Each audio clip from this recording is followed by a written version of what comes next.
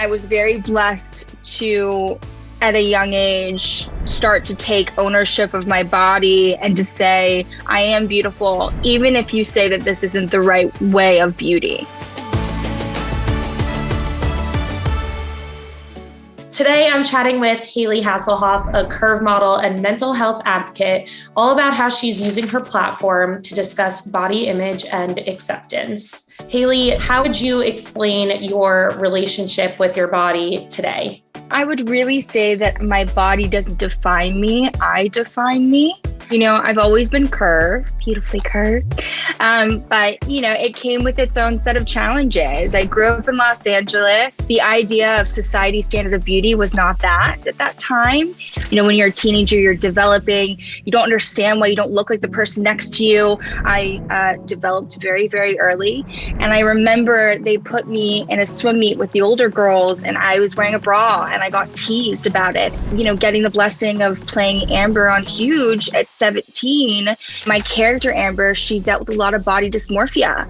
I've run into fat phobic doctors. I've gone into different juice bars and had people have conversations about how my health is determined by what I eat when I'm eating a juice. I have dealt with a lot of the people who still feel like society has a standard of beauty, or that if you're curved, you're not healthy. And now my boobs are my best asset. At 14 years old, you were joining this industry that was labeled as curve modeling or plus size modeling. What did you make of those terms back then? A lot of people have a lot of resistance towards the word plus size and curve and fat. You know, a lot of people will use them in a derogatory way. Start to look at those words the way that you want to perceive them, how they mean to you in a positive light rather than a negative one. I'm so comfortable with the word plus size and I'm so comfortable with the word curve. I think it's really, really important. Your experience is unique in just who your parents are. Both of them are known from their roles in Baywatch, which a lot of people can say contributed to the beauty standard. How did the way that they were perceived by the public impact the way that you viewed your body?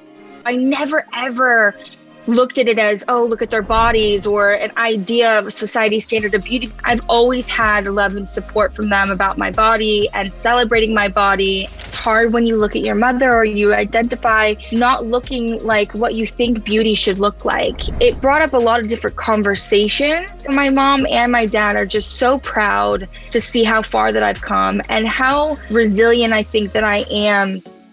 One of the things that's so important and integral to your podcast, Redefine You, is also connecting back to mental health. Why do you think it's so important to dive into the mental health aspect? When I look back at my childhood, I do think I had a lot of social anxiety and anxiety at times, and many of which was triggered because of the conversations around my body image or my self-image. I, as somebody who may seem like I'm very confident and very grounded in my body, it takes time and it takes work. You are worthy. You are enough. You are beautiful. I still have to do that work because I'm talking about my body on a consistent basis. If we start to open these conversations up, then it eliminates more people from feeling like they're going to go to a crisis and have nowhere to go. I hope that, you know, in the coming years, we still break more barriers. It's about being able to lift people up for living their authentic truth and their beauty and their love for themselves.